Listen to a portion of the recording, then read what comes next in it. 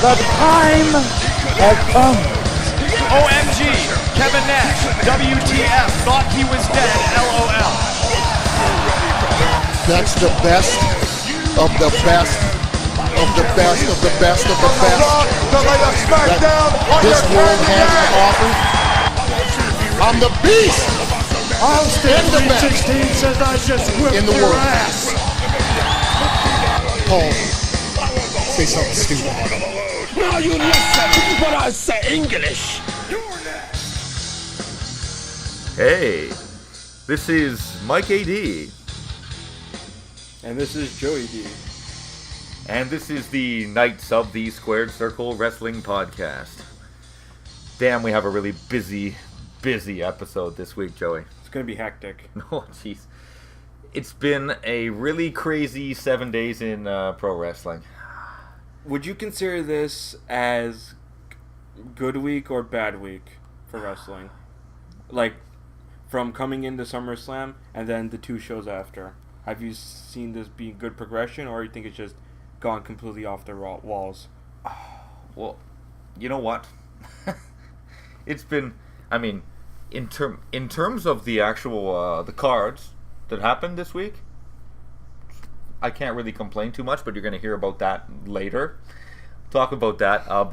But in terms of actually what went down, I mean, on the side, wrestling has been pretty tumultuous, I gotta admit. This week we're going to be covering SummerSlam live from Brooklyn, New York. The NXT Brooklyn 2 special from Brooklyn, New York. We're going to be covering Monday Night Raw from Brooklyn, New York. And SmackDown. Where was SmackDown from this week? Brooklyn? Raleigh? Where was it this week from? I couldn't tell you, but what if it was Brooklyn? Like, they had it in the same location 3 times. I wouldn't be surprised. I would be honest if it's surprised. Is there an echo in this room from Brooklyn? You're always going to end up with a really decent crowd from Brooklyn regardless anyways. They're major, like, up in New York. That's up almost near ECW territory. Mm-hmm. And, I mean, except for all this stuff, we got some really crazy news because it's been a tumultuous 7 days in professional wrestling. But,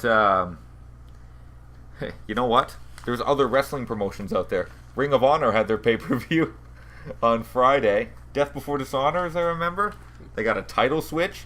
So we can talk about that later, but right now there's so much bloody WWE stuff to talk about. I'm just buried here in paperwork. You're gonna have to do most of the Ring of Honor pay-per-view because I unfortunately didn't get to watch it. I didn't see it either. So we can talk about what the results were and definitely discuss it for a little while. We will do a complete episode that is just Ring of Honor. We will make that promise.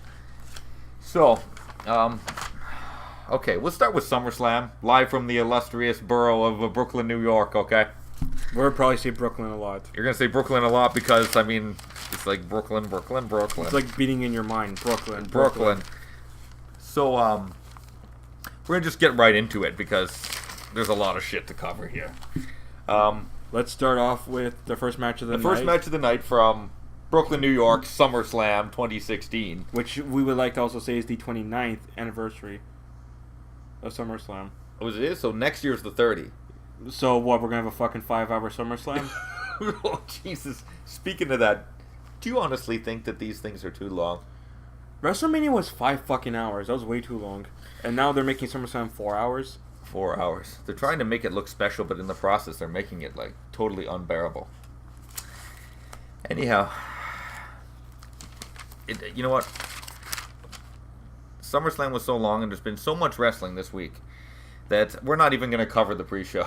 We're not going to bother to cover this pre-show. What happened on the pre-show? Okay, there was 2 matches on the pre-show, as I remember. One of them was Cesaro versus Sheamus in that best of 7 series. Don't get me started on that fucking one. Okay, I won't. And I believe there was a tag match with the Dudleys. Which the Dudleys lost, right? Yeah, it was against Sammy and Neville. And they lost. Yeah. That was their last match before they retired, and they fucking lost. And we'll definitely talk about that segment. Okay, Show opens up. On to the first match. Enzo and Cass versus Jericho. I love this pair. I love these two together. Jericho, obviously, of course, Kevin Owens and John Bon Jericho. John Bon Jericho. I love this version of Chris Jericho. One of my favorite versions of Chris Jericho ever. With the freaking scarf. I don't think he realizes how ridiculous he looks. I think he does. I think he does. The hyperbole that is the rock star persona.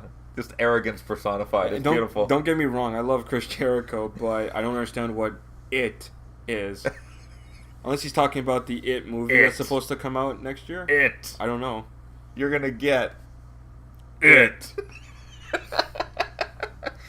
Anyhow, Jericho goes over in a match that I thought would be better. You can't really fault the Enzo and Cass thing because they come out first, they get the crowd all ready, and I mean Jericho. I'm not surprised in this match at all.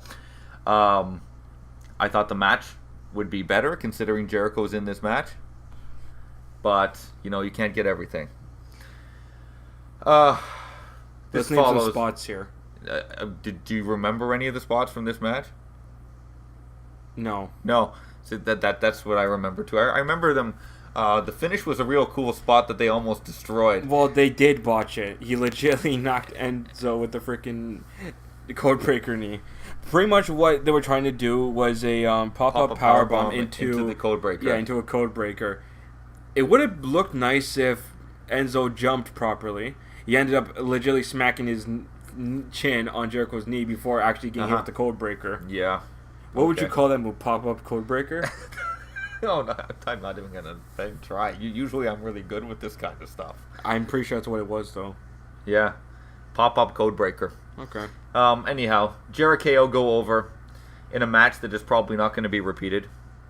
Followed by what I consider to be a horrible, brutal segment that includes Mick Foley, Stephanie, Daniel Bryan, Shane McMahon, The New Day, and Jon Stewart. With his son. With the son. I'm not even going to say what went on here because this sucked ass. Next match. 4 hours, but let's still fucking make fillers. Jon Stewart. Wow. I rather would have fucking seen Patrick Stewart. Patrick the Professor Stewart. Engage. Next match. Okay, Sasha versus Charlotte. I got to admit, this delivered.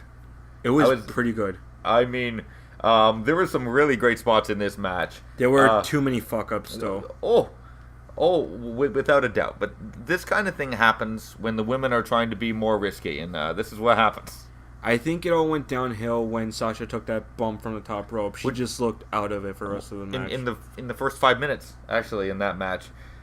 Basically, there was a what looked like Sasha going for a top rope nothing, and then Charlotte bounced off the ropes and made her land on her fucking neck. Yeah. I think that she had Sasha up on the top rope, and it looked like she was going to do like a second rope fall-away slam, and then she just dropped her right on her skull. Yeah. Not pretty. There was a really great spot of a crucifix into a Hurricane Rana that looked like she also fucked up her neck. She's graced her chin right when she hit the bottom. Christ, man. There was a Boston crab through the ropes like a tarantula. Tarantula. The tarantula. There was a double stomp. There was a double stomp from the ring apron onto the floor. I think it was 2 knees, actually. Was it 2 knees? It looked like Evan Bourne move. Stomp, and then she jumped off the apron and double kneed her right on the concrete. Yeah. And then we got a real nice natural selection into a bank statement. Really nice. The end came with she had the bank statement locked in, and Charlotte rolled through for the pin. So we have a new women's champion, Charlotte. Are you surprised by this? All I have to really say is why.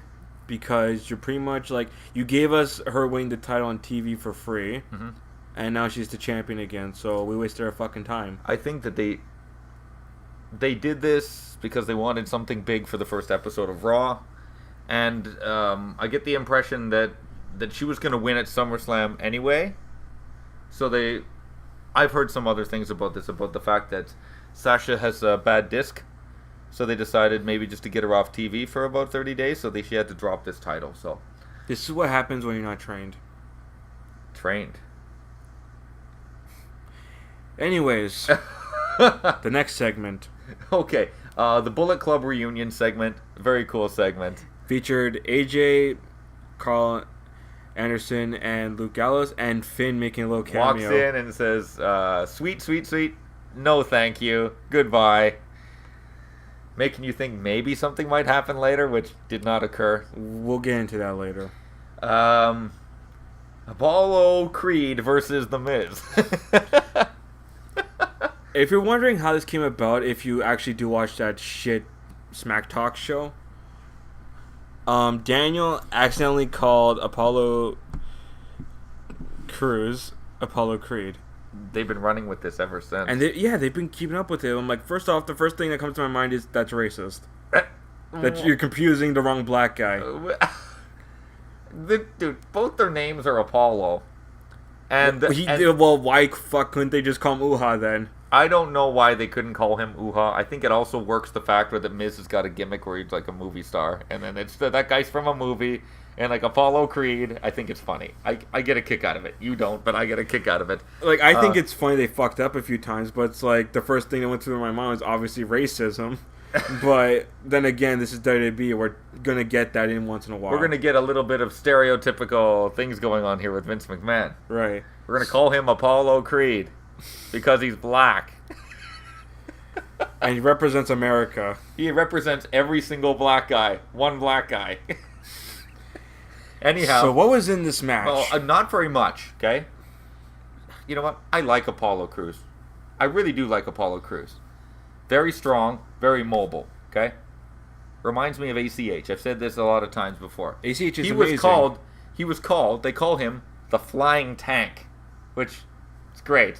Because how buff he is and He's how so agile like big he is. and the guy's incredibly agile. Okay, Which is I really great. like that. Basically, you know, it's the kind of match you expect from The Miz to have. A shit show. And the end comes when Apollo goes for it looks like a stinger splash. He spiked his head. posts himself on the new digital ring posts that are like even bigger than before, and there's like LED displays all over the fucking ring posts. So he spikes himself. Somehow he spikes himself, and he goes into the Skull Crusher, and still your Intercontinental Champion. The Miz. Fuck. We'll move on to the next one because it was the match of the night. This made this pay-per-view. Oh, Jesus Christ. Literally, after this match, everything just died. The crowd was just... They did not want to cheer anymore. There was no reason. There was no way. AJ beat Cena, legitly, so, okay, we got our money's worth. We can go home now. I mean, I was... I gotta say that I was so entranced by this match, I have no notes. I do remember a lot of the spots, though. Like, I don't know if they're going to be in order necessarily. Like, we promise I will do this, like, better next time. It's just that we had some problems while we're watching this. We'll get into that later.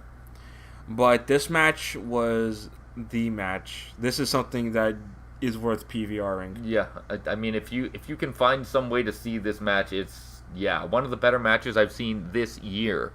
The next match that I consider to be really, really good, I don't know if you're familiar with a lot of New Japan stuff. Yeah, I am. Okay, the match that Okada had against Ishii was like, yeah, another level. Like, this is wrestling. This is, yeah, exactly. But this AJ Cena match, in terms of WWE quality, this match is worth seeing. The main part of this match that I found amazing was just how hyped the crowd was. Mm-hmm. This is pretty much like this was another anti-Cena crowd, like just big time. Absolutely. Every single time that AJ would go for go for the Styles Clash, the crowd was just whipping into an absolute frenzy. And then they went fucking bonkers when Cena would kick out. Yeah, exactly. But him is excusable because it's Cena. He'll fucking kick out. You know, just we still can't really get over when Jericho kicked out. Of all people who could have kicked out of it, you chose Jericho first. Jericho, John Cena would have been the perfect person to do that, especially if no one else had kicked out of the Styles Clash until this match.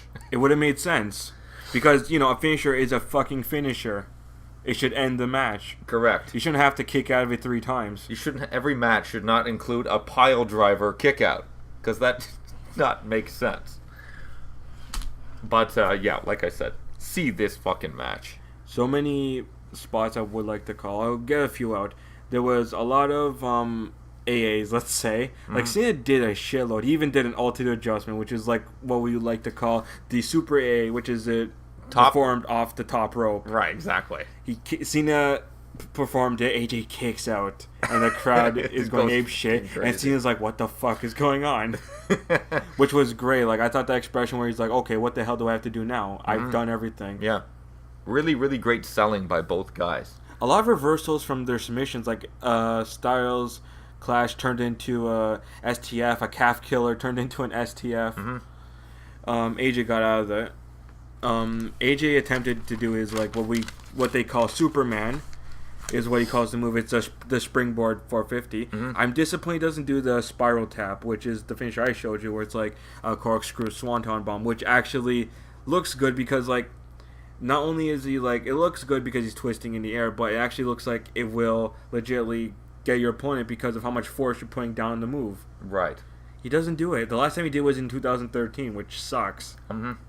But I thought we'd at least see it here tonight. He does it rarely, but only because, it's a special occasion when he does it. When he hits that move, he fucking wins. No one's ever kicked out of that move.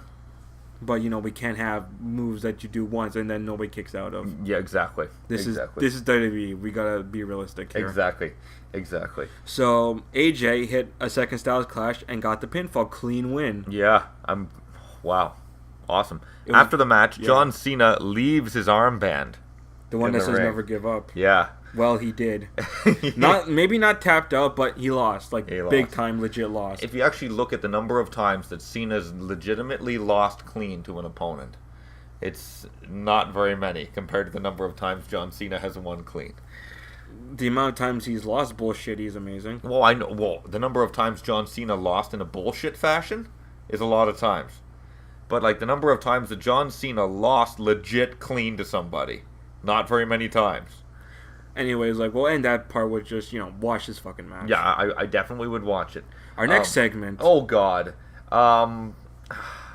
This could have been so much better. I would have just not have it. More time filler. For a 4-hour fucking show you pay for. This is the Club, Anderson and Gallows versus the New Day for the WWE Tag Team Championship of the world. This match did not deliver. I was actually bored watching this. John, I mean, just to get you more pissed off, Jon Stewart comes out in the beginning and introduces the New Day and says that he's the... He couldn't even finish the fucking promo right. He let the crowd finish the fucking thing because he obviously does not watch the show. Yeah, he's supposed to be the, the representative for Big E who suffered from testicleitis. When you get your balls smashed on the ring post.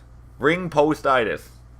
Anyway, you know what? I'd rather call it dickingitis. Dude, I'm enjoying. I enjoy the Dr. Anderson and Gallows thing. Where they put his nuts on the... They're wearing the medical jackets, and we're still trying to find a cure for ring postitis. And they have the little bottles with the eggs inside, somehow representing their testicle. And they brought out a tiny little bottle for Jon Stewart's balls. Because, he has a small dick. Apparently. Anyhow. What do you remember from this match? There was the one thing I really liked was Kofi's no-look reverse suicide dive. That was good. The tope asesita. pretty awesome though. It was pretty good. Are you trying to listen tomorrow and try to get the legit names of these moves? Because Michael Cole is gonna say, "Oh look, a suicide dive. Tope." But it was I'm trying to think of what would you call that? Well, you gotta think about this. Tope culo. What do you? Well, you got cornholio. Tope del cool. You gotta think about this though. If he was on the same show as Michael, he fucking put him to shame. Michael would get fired. Oh, absolutely. He's on a different level altogether. There was a cool demolition-style double stomp. What we saw was a backbreaker into a double foot stomp. Yeah. Which looked brutal, but awesome. Yeah. Jon Stewart runs in. Yeah. And they tease doing the Nutcracker Suite on Jon Stewart. R.I.P. Balls Mahoney. Yeah, and unfortunately, Big E stops him because I would have really liked to see Jon Stewart get his. Because balls everybody snapped. wants to see Jon Stewart get his nuts cracked in half. Can he just disappear? Because every time Jon Stewart Can you comes just on the break TV, his balls? Just let the man's balls be broken. Oh Christ! On his bricks. Now it's like what? Because the guy has name recognition. He's no longer on television anymore. You know, when you get hit with the finisher, remember to tuck your shirt in. Whatever. He's not relevant. Like, don't get me wrong. I find him funny when he was on the Daily Show, but he's not on TV anymore. It's like, why do you still have him around?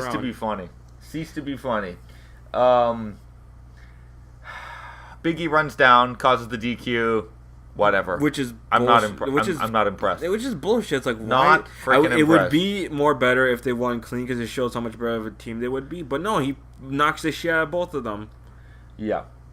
Just so they can keep the titles, I guess, longer. And then from John Cena forward in this pay-per-view, it went downhill. Diminishing returns, bro. This is what I'm talking about. Like, if that match should have been like near the last, because that's like a match they pushed more than the fucking Randy versus Brock match, which we'll get to later. Okay, Dean Ambrose versus Dolph Ziggler for the WWE Championship.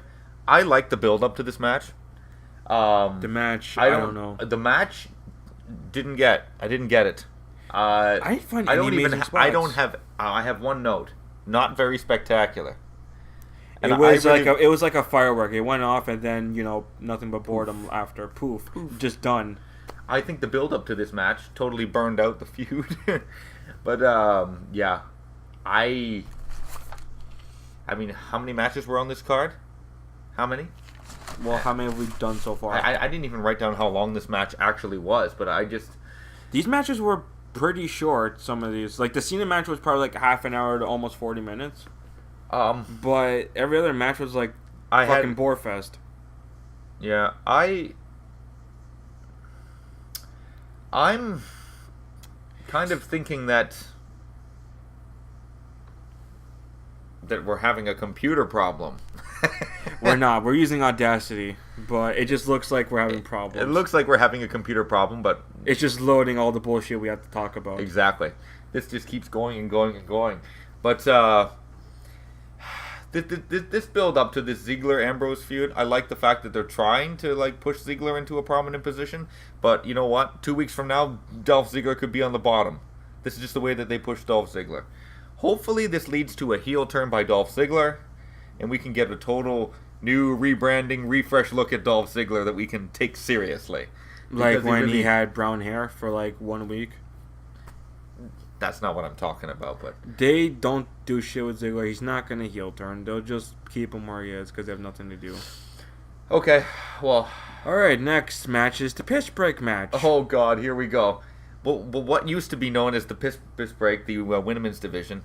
This Natalya, match was still a fucking piss break. Lexa Bliss, Ava Marie, versus Carmella, Becky Lynch. Did you write Lexa Bliss? It's yeah. Alexa. Yeah, it looks like I wrote Lexa. Well, who gives a fuck? She can't wrestle anyways. So we had Carmella, Becky Lynch, and Naomi against Natalya, Alexa Bliss, and Ava Marie, who is unable to attend because Due to she's suffering exhaustion. from exhaustion and stress. For those of you who don't know, she got fucking suspended because she did drugs, which were probably red. You know, I heard that the reason for this is that she did not fill in her paperwork for her medication, and the medication apparently that she was on is something called Adderall, which apparently, from what I heard, adults should not be taking this stuff. This is not a painkiller at all. I thought it was a performance enhancement drug, but then I thought to myself, what performance? Yeah. She has not wrestled since she's been on SmackDown. Yeah, that's true. I'm getting sick of being, wasted out of my fucking time. Like, this is You're stupid. not finding this amusing. I'm not finding this amusing. I'm finding, I'd rather fucking go watch some hentai. I'd fucking get more enjoyment out of watching an Eva Marie match. That's how stupid this is. Like, okay, let me waste your time for almost 5 minutes about someone who's teasing that they're going to wrestle, but then we do some shenanigans where they go in the back because, I don't know, fucking wardrobe malfunction, or like, oh, I hurt myself during my entrance. Dude, Am I the only guy that thinks that this is great? Every time she comes out, we're going to try to find out what the excuse is going to be, why she's not out there. Dude, I crack up every single time they come up with an excuse. Ava Marie is in traffic. Third fucking time was traffic. Fourth fucking time was, oh, she's suffering from stress. Exhaustion. And when she wrestles, no one's ever going to believe it. The moment I remember, it's going to be such a downer when she finally gets in the ring. I remember the moment she actually debuted on NXT, the crowd was shitting on her. They did not want to see her because they knew, like, we want wrestling. We don't want divas. We want women's wrestling. Yeah. You know what her fucking finisher is, right? No. It's Brian Kendrick's sliced bread, because Brian Kendrick is her trainer. Oh, is it the one where they kind of go for like this? It's like when you jump off the rope and then you do like a. It's like Kalisto's Selena del Sol, right. Except you run off the ropes and do it. So like you springboard and you come down, it's like a neck breaker kind of. Yeah, kind of. It's like you run from like the bottom rope, middle, up, and then you do the Selena del Sol. That's essentially what it is. Okay. I'm not gonna say anything more about this match. All we have to say is that Nikki came out to replace Ava. And Nikki gets the pin with looks like a TKO. It was a TKO because the rack attack because she has a fucking rack. Get it? The rack attack. I don't care. Fuck it. Next don't match. care. That was just a throwaway match. Next match. Finn Balor versus Seth Rollins for the inaugural WWE Universal Championship. Jesus tap dancing Christ, it's design. It's a fucking cut and paste of the WWE title, except it's red. I think I wrote down here, Universal title looks fucking generic. It is. I just said this. It's a fucking copy-paste. I know, but if you have one title, and it's the WWE World Championship, and it's one color, and then you come up with a title that's called the Universal Championship, you have elevated expectations of what this belt is going to look like. If you have elevated expectations and you haven't seen this belt, you're going to be severely disappointed. I would have rather seen, instead of how we have the Eagle belt and we see the globe in the center, I would have put a fucking universe in the center. Yeah, like a galaxy. Yeah, at least. Not the fucking title of the freaking company. I would have been happy with a belt that really resembled... okay, since we're on this topic of the belt... We'll get to the match later. We need to talk about this. Yeah, we definitely need to... was the outcome ever in doubt? But the design of this belt, I would have preferred a belt design very close to pretty much my favorite belt design of all time. The TNA Legends title. That had the red strap with it. It kind of emulates the IWGP Heavyweight title. Yeah, it had like a mini crown on the top. The thing with the crown and the shape and just the way that the colors all splashed off each other. It was different. It looked amazing. Looked freaking amazing. Yeah. And by the way, they got rid of that belt in TNA. They called it the TV title, and then they just shit-canned that title completely. Yeah, and then they turned it into the King of the Mountain title, so it's been called three things with one belt. And then they unified that one. You should not have a title for King of the Mountain unless it's during the fucking King of the Mountain match. It shouldn't be defending a fucking singles match. It's TNA. It's pretty self-explanatory. TNA did it. It's not a surprise. Delete. Delete. Yeah, it's like, it's pretty much my favorite belt design of all time. I don't have a problem with a red strap. But the fact that you have two titles with two different names that look exactly the same, that's what burns my ass. Anyway, this match, there was a couple things that led to the finish of this match. This match was amazing. Oh, it brought back the crowd. It brought back the crowd. They love the Finn Balor entrance. But Who doesn't love the Finn Balor entrance? Dude, do you think that by bringing the demon out on Raw, it lessens the impact of the first time that this demon comes out for a general audience? Well, you realize it takes hours to even do that spray paint. I know, but it's just weird. Like, show it on TV for free, and he doesn't even wrestle. And then he comes out anyway. Yeah. He comes out again. I thought it was special. What's going to happen is, now every single week, they're going to do it, and before you know it, Finn Balor's never ever going to come out Finn Balor. He's going to be like hiding in the cellar, before his match, performing some kind of satanic ritual. let's just say that, like, I want to get this out of the way. Finn Balor means Warrior Demon King. His whole fucking name does not mean Demon King. Finn means Warrior, Balor means Demon King. So obviously they have some pronunciation issues. I don't care what the name means. It's just that they don't do their fucking facts right. This pisses me off. I know a Demon King. It just like it's too close to Demon Kane.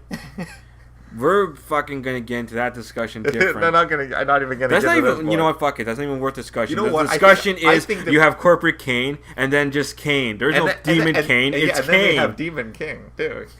The Demon King.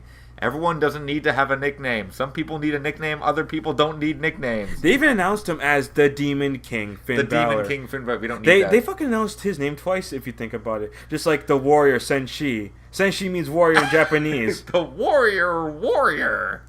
Fuckers. The warrior, ultimate warrior. It seems like everybody needs one of those things. This match had spots like up the amazing. You have package fisherman suplex. We had a coup de grace, curb stomp. Oh, that looked amazing. We had a bunch of pedigree kickouts. And then Finn ended it with the coup de grace. Finn wins with the coup de grace. He did 2 turnbuckle drop kicks and then finally nailed him. And then he just walks out of the fucking ring, grabs the belt, and goes back in. And I mean, it's surprising because this is almost 5 or 6 days after the pay-per-view. And after you rewatch some of the spots from this match, you realize what actually happened to Finn Balor in this match. And we're going to talk about this. We'll talk about this after. We'll talk about what happened. Yeah, so anyhow, your inaugural champion, Finn Balor, not for long. Do we need to talk about the KFC Chicken Little commercial starring Colonel Ziggler and the Chicken Miz? What the fuck? Next. Watch on YouTube. That's how fucking pathetic this is. It's 2 minutes of just after SmackDown. Okay, and then it goes into what the fuck again, as the match between Rusev and Roman Reigns is called off due to a no contest. Roman comes out and just beats the shit out of Rusev. Yeah.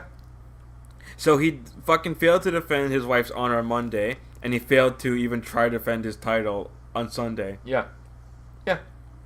I don't think Roman really cared at the point for winning the title. I think he just wanted to beat his ass. I don't know. I don't understand the point of doing a beatdown, and then after you do the beatdown, you do a no contest. I thought what was going to happen was he was going to fight him for the title the next night, but that didn't even happen. They just shit-canned this whole idea. It's just not knowing how to order a feud properly. You're going to do the match. I'm going to face you for the honor of my wife. And the match never ever gets going. We'll see you on Sunday when it's for the title. Which never happened. And then say Reigns beats him whatever for the title. I don't think it's a good idea. But like, have Reigns deliver an insane beating to Roman Reigns and somehow Rusev sneaks his way into the victory and retains the title. So now we have Rusev, his ribs are all taped up, and we literally got fuck it next match. That's what this was. Okay. We need filler now, before the Brock speaking of match. this, what the fuck? Lesnar versus we have what the fuck part 3. What the fuck? I mean, it just goes downhill from this point. After the Finn match, it just is like, okay, fuck it, like we got nothing left, just put on whatever we can think of next. How about we put fucking The Miz in a chicken costume versus Colonel Ziggler? Okay. And then we had a no contest, like, well, nobody wanted to see that match anyways, and now we have the contest, like the match that people were apparently paid to want to see. Because literally this match... a TKO. This fucking match was just put on the card because, why not? Why not? We need to sell tickets. Let's get some star power at the top of the card, regardless if this match means or, Let's talk about this anything. match. Okay. Basically, there was some really good stuff in this match that I enjoyed. Orton gets thrown through the announce table. Then he hits Lesnar with an RKO on the table. Then we have an RKO kick out, an F5 kick out. And then Lesnar comes in the ring, takes his gloves off, hits Orton with some hard way elbows, and busts this guy open like Niagara Falls. He cracked his fucking skull in this piece of shit. This was getting scary. I don't know what the fuck was happening. I don't really like Orton myself, 100%, but he did not fucking deserve that. Like, what the fuck was Brock thinking? You know what? That should not have happened. Apparently, from what I heard, that this is the spot that they actually planned. They planned Hardway Blood. I don't know if that was for viewership because it was already a pay-per-view, but how do you plan on breaking this guy's skull and then stapling it with 10 staples? Like, what was the reason behind this? I think what was supposed to happen is like, you know what, just when you get me down, take the gloves off, make it look all menacing, and then you know, hit me a little bit and just, you know, kind of bust me open a little bit. But Lesnar took it too far. He hit him with some brutal fucking elbows. Oh god, that's bad. I'll bring the picture up if I can. Dude, holy shit! Dude, it looks like his skull is caved in. It is. It's like in the shape of Brock's elbow. It's almost like it's fucking gross. It's almost like peeling a piece of dead skin off of yourself. Dude, that is. It looks like a fucking curly Q. You know, like the little curly Q brackets you use for CSS coding. Oh yeah. It looks like a large animal took a bite out of his skull. Because, you know, the beast. Christ, man, that looks not good. It looks like someone failed surgery school, okay? So, That's after bad. he got busted open, a few referees came in because these guys, he's fucking puddling blood. Yeah. Stuffed pig. Crimson The Mass. audience was in horror. I saw so many shocked faces. People were like, standing what's up going like, on what the here? fuck Like, just busted happened? him open. Fucking Orton's dying. Yeah. Then the match get called off as a TKO. Yeah, gets called as a TKO. Apparently that was supposed to be the finish. And then Lesnar continues to beat the shit out of Orton. Shane comes in, tries to, you know, defuse the situation. Brock gives him a fucking F5. And you just hear Paul Heyman going, "What did you do?" Excellent. Paul Heyman's amazing. That ended the fucking pay-per-view. It just showed Brock walking out of the arena, Shane on the ground, and Orton bleeding. That was the end of this pay-per-view. Now, see... What do you rate this? What do I rate this? For Cena versus AJ alone. So we're gonna just it gets a 5 alone. Okay. Just for that. All right, just based off that one match, it already gets a pass. It's already up to 5. Yeah. I thought the Finn Balor match, I mean, it gets the result that you want. The match was decent. So it makes it a 6 out of 10. At least that. The women's match gets another point. I thought the women's match was very good. However, there was a lot of really questionable decisions and some questionable wrestling on this pay-per-view. We forgot to mention that it was 5 hours long as well. Yeah, it went into overtime. Almost like 4.5 hours. I would also like to mention that, like, before the freaking the KFC match, they had the panel, but obviously we're gonna skip that because no one gives a fuck. What that did was just led up to watching that fucking YouTube video. Yeah, it definitely did. So that's SummerSlam. I mean, I said in the beginning 7.8 at the time that I saw it, and now we go back and look at this. It's like not it's so 7.2, right? More like a 7.2. It's not as good. It's not as good. But is it watchable? Like, do you recommend at least watching this? I'd recommend watching it because I think the women's match was good. It's good to watch the inaugural match with Finn Balor in it. It's really good. I thought the Cena match and the AJ match was worth the price of admission. That's what the match you wanted to see. This Lesnar Orton thing, if you're really into like a 280-pound guy, like breaking a guy's skull open, like, you know, for entertainment, then you watch UFC. That's fucking crazy, man. Oh my god. Yeah, and if you just came here to see Shane get laid out into a pile of blood, there's your pay-per-view for you. So, there's our SummerSlam.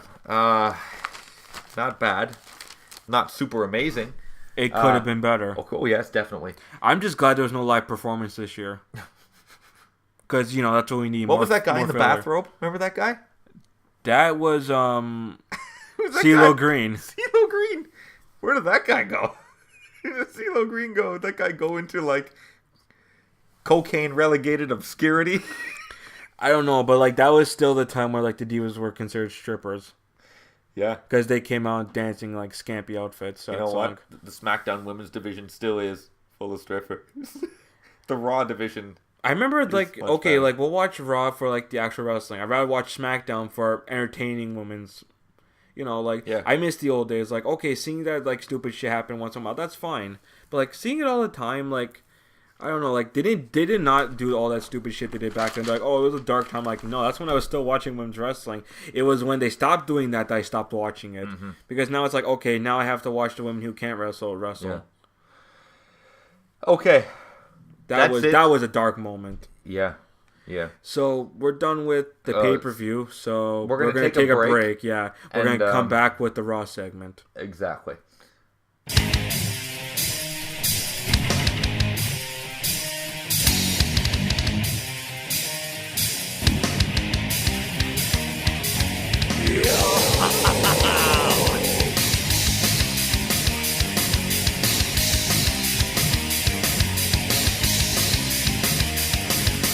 In the fall of 38, Christ the knock would feel their fate.